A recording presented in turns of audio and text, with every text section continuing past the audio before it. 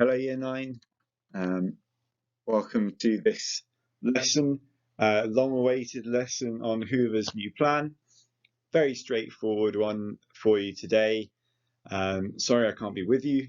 I'm self-isolating at the moment, but I should be back next Tuesday. Before we begin, I want to make sure that Jordan is paying attention and looking this way. I also want to make sure that Darren and Joshua have finished whatever conversation they're having, and also that Rio and Mohammed are also paying attention and not thinking that we are not noticing what they're saying to each other in the back row. So, without further ado, how successful was Hoover's new plan? You'll do now is 5 questions. It's very straightforward. The Great Depression, a period of economic inactivity and low economic growth around the world. What caused it? Mostly this is America's fault. The Great Depression is caused by overproduction of goods in America. These goods were expensive to buy for foreign markets, especially since they had little money after the First World War.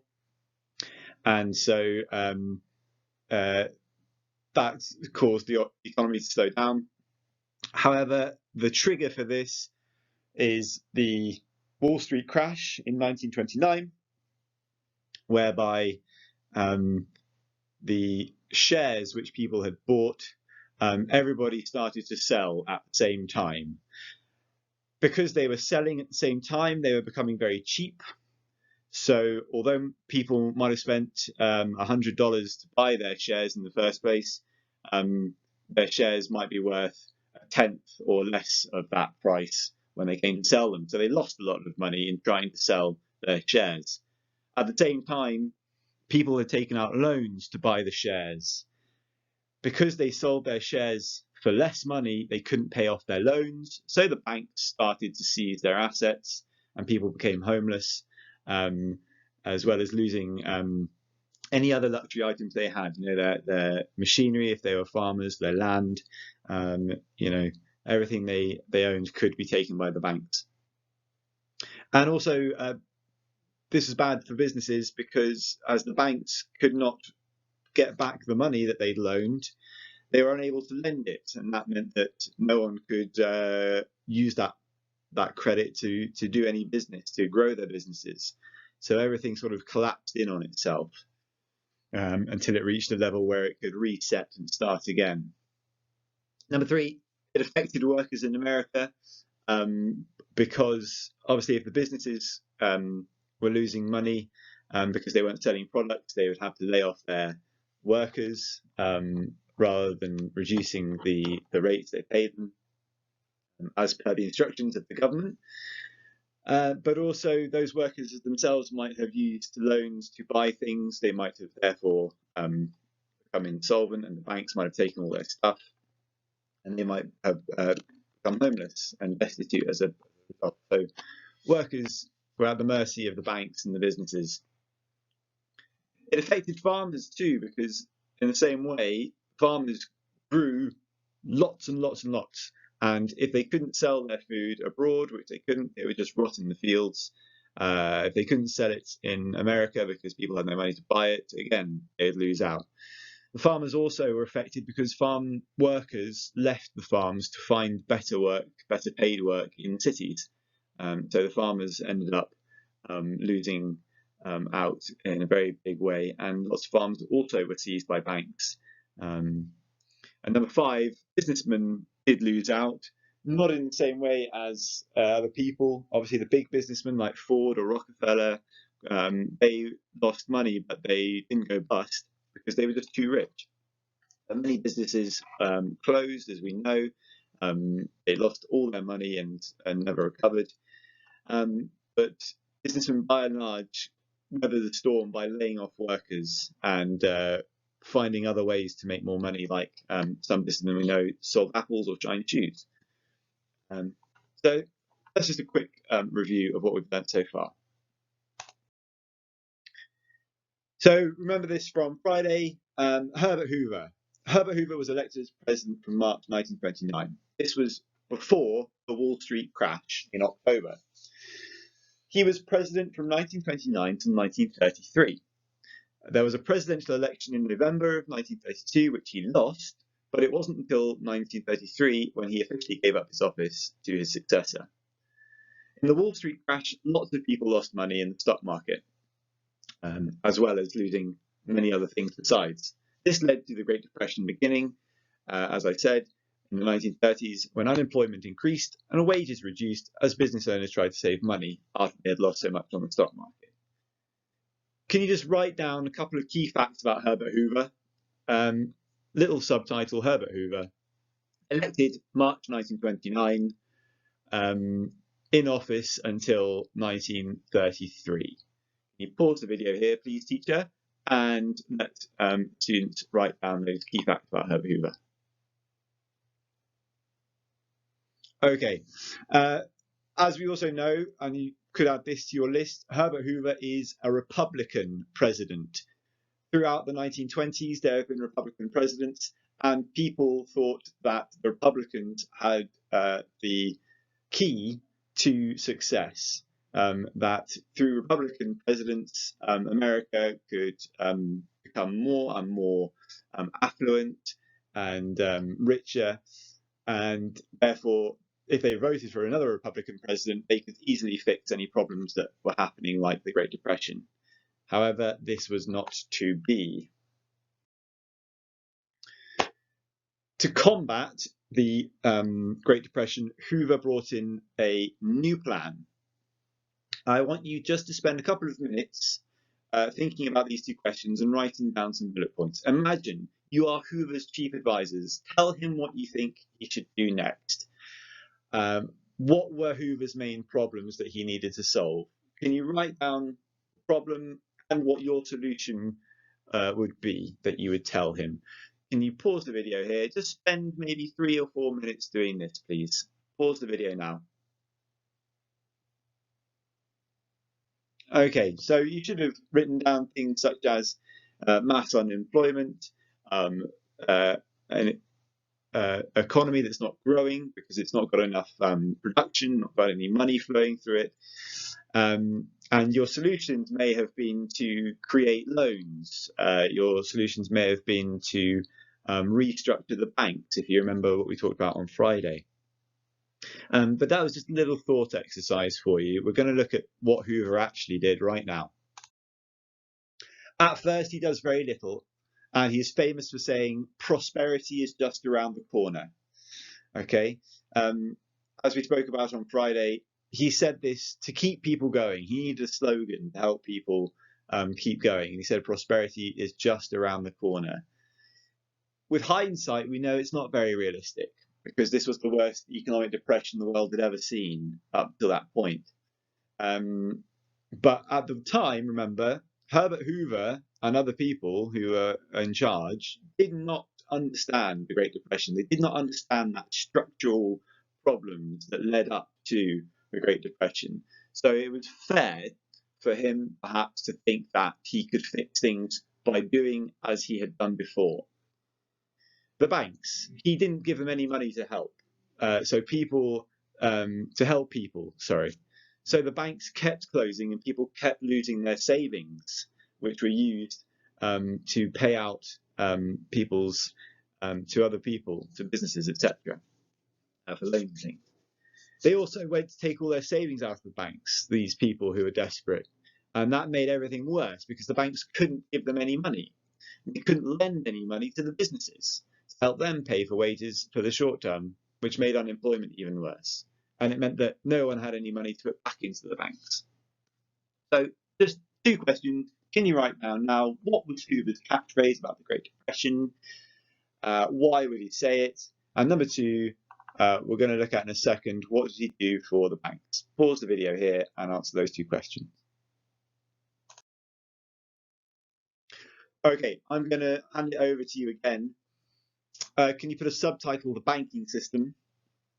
And I'd like you just to create a diagram in your books using these bullet points. Now, you can either do a sort of cycle that shows the flow of money and just label it with each of these bullet points. Or if you're not feeling too creative on this Tuesday morning, please just write these bullet points down. Okay, but I'd like it to be nice and clear, and so that you understand how the banking system works. Okay, you pause the video here. Just another 5 minutes to do that.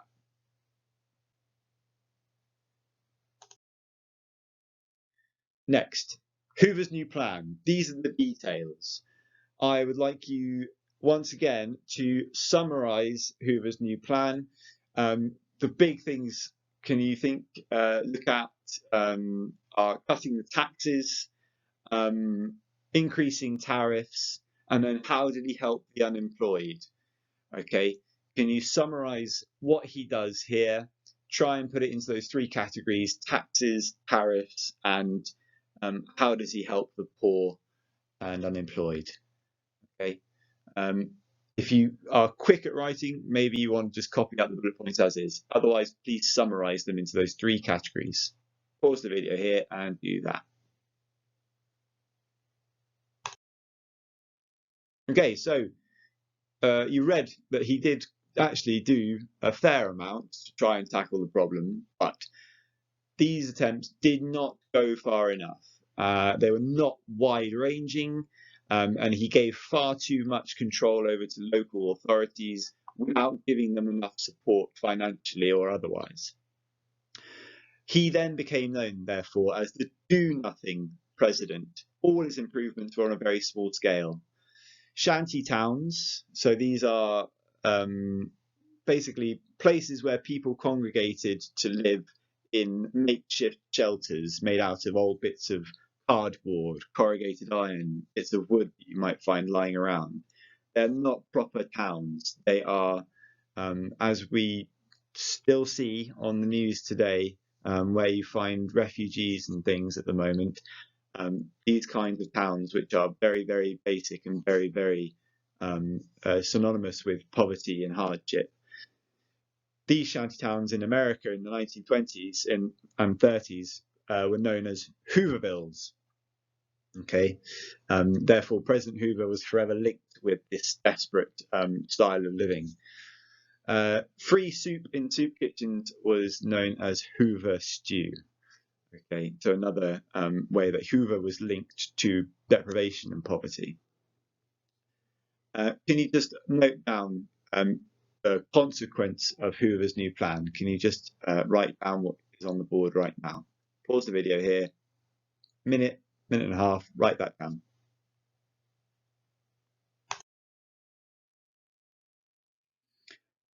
Okay, in 1932 there was an election, and on the one side you had the man at the top of your screen, FDR, Franklin Delano Roosevelt.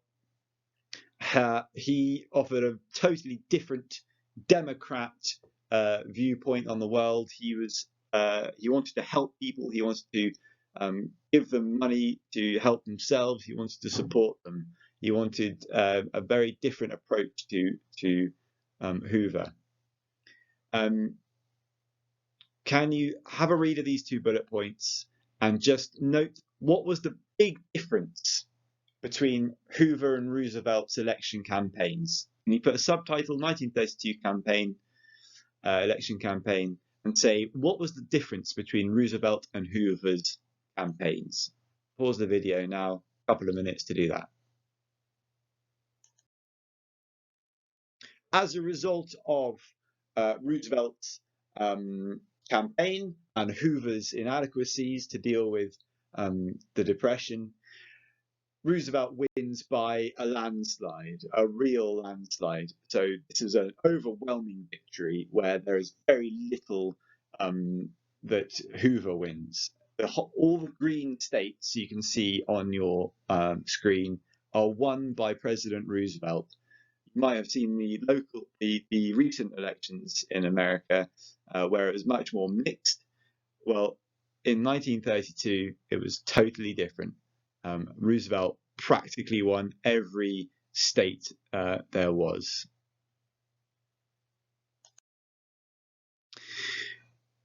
This is your final task. Okay, using the information about the new plan, not the New Deal, as I've said in this slide by accident. Can you answer this question? In which of the following areas did Hoover bring about more substantial change? Was it poor relief and taxation, or was it tariffs? In order to do this, you'll need to use your notes from a few slides ago.